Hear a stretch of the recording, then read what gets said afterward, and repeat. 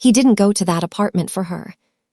He went because she held the encrypted keys to his offshore accounts, and Jai-ho hadn't clawed his way to the top of Seoul's deadliest syndicate by leaving loose ends breathing.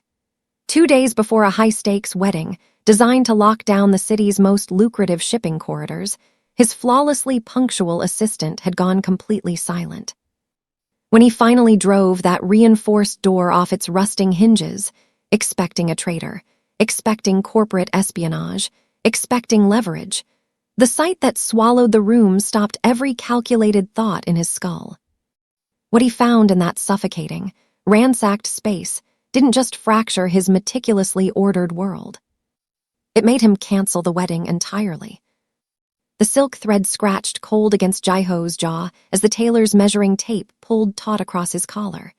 He stood without moving on the elevated fitting platform, eyes fixed on his own reflection in the floor-length mirror. The man staring back had learned long ago to make brutality look like composure.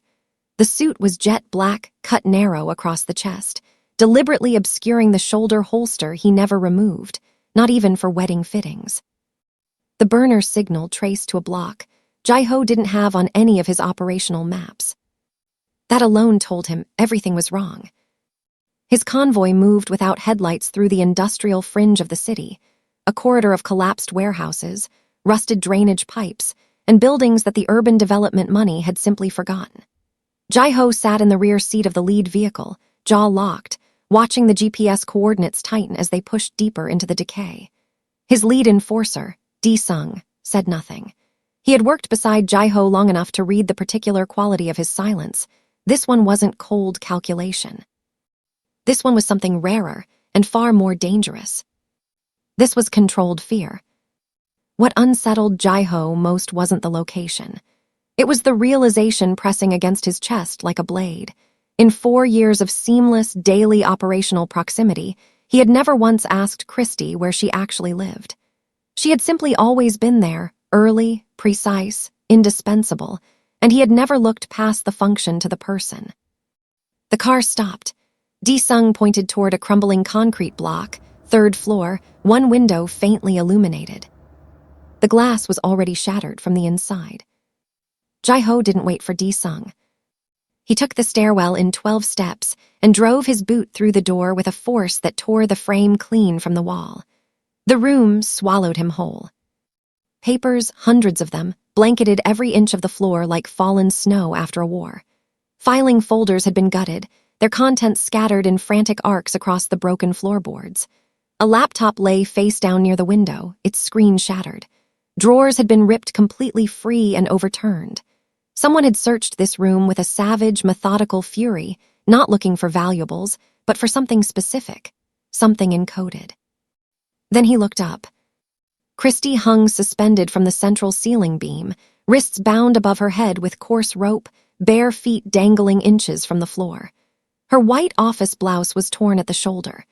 Dark bruising climbed the length of both her legs like a map of everything they had done to her. Her head hung forward, hair matted against her face, mouth sealed with thick gray tape. But her eyes, when they slowly found his across the devastated room, were still sharp. Still conscious, still protecting something. And that terrified him more than anything else in the room. Seeing a loyal woman tortured just to protect someone else's secrets is completely infuriating. If you can't stand toxic cowards who hurt the innocent, hit subscribe right now and comment, "I stand for justice," to reject this kind of cruelty. Jai-ho cut the rope himself. He didn't hand the blade to D-sung. He didn't delegate. He crossed that paper-strewn floor in 4 strides, climbed the broken radiator shelf, and sliced through the coarse binding with a single clean pull. He caught her weight before she could drop, and the small, involuntary sound she made against his chest when her arms finally fell forward was the most devastating thing he had heard in years. His personal medic worked in silence while Jai-ho crouched directly in front of her, elbows on his knees, eyes level with hers. He didn't speak. He waited. When Christy finally did, her voice came out abraded and low, but perfectly steady. Minjun's people had taken her 3 nights ago. They wanted the rotating encryption sequence she managed for the family's offshore accounts. the one only she cycled manually every 72 hours. She had given them nothing, not a single digit. Then she said the part that turned the air in the room to ice. The wedding feast's ceremonial wine had already been prepared, a compound undetectable until the second glass. By the time Jaiho's symptoms surfaced, Minjun would already be signing the asset transfers. The wedding was never an alliance. It was a funeral, arranged in his honor. Minjun is the ultimate snake, willing to ruin his own family bloodline just out of pure greed and jealousy. If you absolutely despise backstabbers like him, hit that like button to show you side with loyalty. His phone rang before they reached the stairwell. The screen displayed a single word, Yuna. Jaiho stared at it for exactly 2 seconds, then answered without breaking stride, Christy carefully supported against his side, Di-sung flanking them both. Yuna's voice came through sharp and bright, entirely untouched by any awareness of what the last 3 days had actually contained. She wanted to know why he had abandoned the rehearsal dinner. She wanted to know why his security detail had turned away her wedding coordinator. She wanted to know if he understood what kind of social humiliation his absence had caused her family in front of the venue's event director. Jaiho let her finish. Then he spoke in the quiet, unhurried register he reserved for conversations that only needed to happen once. The wedding was canceled, not postponed, not restructured, permanently dissolved. Her family's shipping access contracts, every port concession, every distribution corridor his organization had allowed them to operate through, would be formally revoked before morning. Their financial architecture, the entire elegant scaffolding of wealth her father had spent 2 decades constructing, would begin its quiet, systematic collapse within 72 hours, not through violence, through precision. Every legitimate business partner they held would receive the same information simultaneously, and the market would do the rest. He told her this the way a man reads a utility notice. Yuna's voice shifted from outrage to something thinner and more frightened. She asked if he was serious. He had already ended the call. Di-sung glanced sideways at him as they descended the last flight of stairs into the cold night air. Jaiho didn't return the look. His eyes were fixed straight ahead, jaw set, already moving to the next calculation. But his hand hadn't once loosened its hold on Christy. And Di-sung, wisely, said absolutely nothing about that. The estate's main, gates sealed behind the convoy, with a sound like a vault closing.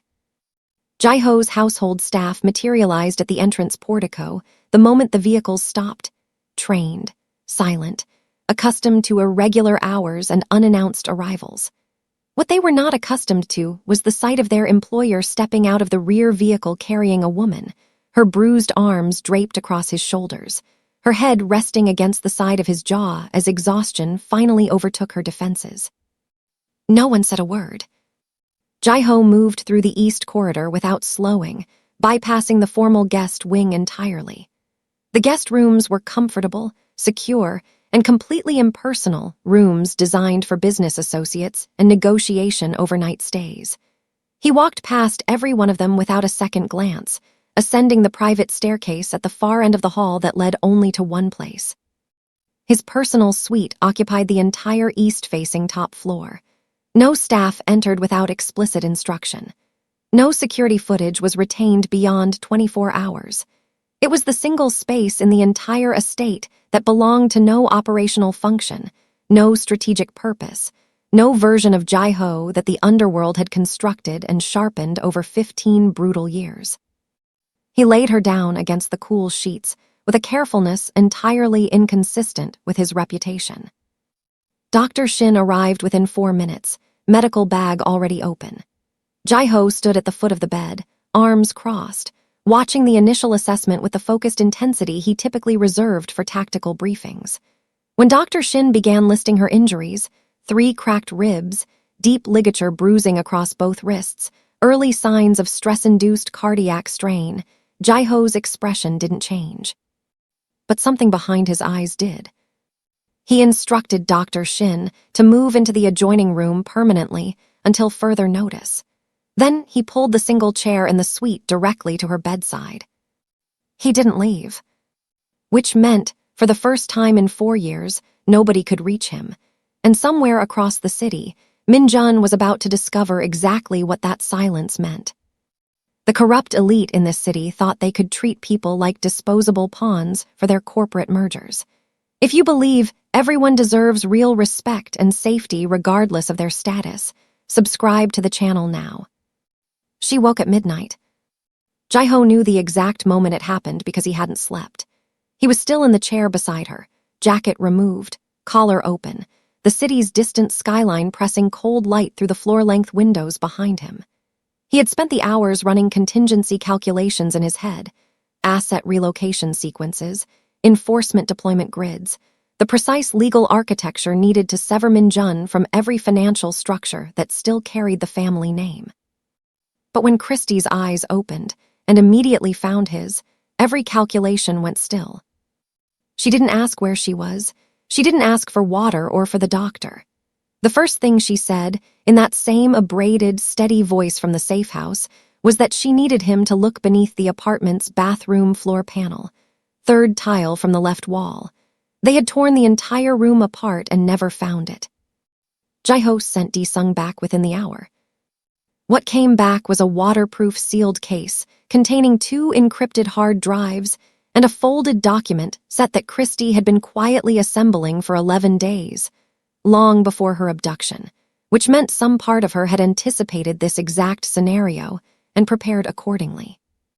The drives contained full transactional records linking Min-jun to the rival CO syndicate, wire confirmations, meeting coordinates, the chemical procurement chain for the compound intended for the wedding wine, and most critically, the precise warehouse district on the city's northern industrial belt, where Min-jun had relocated Jae-ho's seized distribution assets pending the post-wedding takeover. Jae-ho sat with the documents spread across the bedside table, reading in silence while Christie watched him from the pillow. When he finally looked up, she held his gaze without flinching.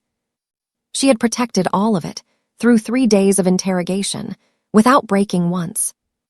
Jae-ho closed the folder slowly, and something in the rigid architecture of his expression quietly, irreversibly shifted. He picked up his phone and called Di-sung with 4 words. "Prepare the strike team." The northern industrial belt died at exactly 2:47 a.m. Not gradually, not district by district. Every light across a 4-block radius simply ceased, a clean, surgical severance that Jae-ho's technology specialist had been preparing since the convoy left the estate. In the sudden, total darkness, the CO syndicate's compound became a sealed box with no exits that Jae-ho hadn't already mapped, staffed, and closed. His strike team moved in 3 coordinated columns, each memorizing their assigned corridor from the warehouse schematics Christie's documents had provided. No unnecessary communication. No deviation.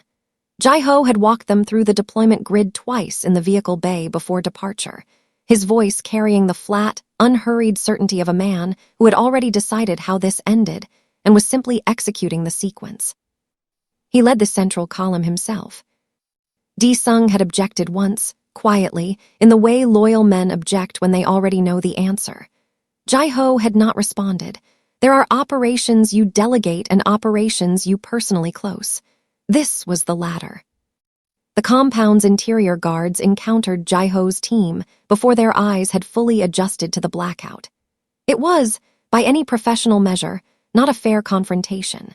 Within 11 minutes the warehouses were secured, Jae-ho's seized distribution assets confirmed intact across 3 loading bays, and the CO syndicate's enforcement infrastructure systematically, permanently dismantled.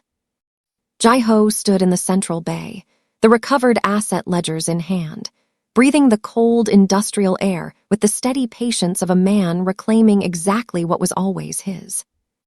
Then Di-sung appeared at his shoulder and said the 4 words that tightened everything in Jae-ho's chest into a single hard point. "Min-jun wasn't here, boss." Somewhere in this city, his stepbrother was still breathing, and now he knew the raid had happened. Criminal syndicates driven purely by toxic greed always end up destroying themselves from the inside out. Comment down below. Greed destroys everything, if you're cheering for Jai-ho to completely wipe out these corrupt plotters. Min-jun had run to the one place he believed Jai-ho would never touch. The family's ancestral private club occupied the top 2 floors of a heritage building in the city's old financial quarter, a space their father had built as neutral ground, a sanctuary above the syndicate's operational reach.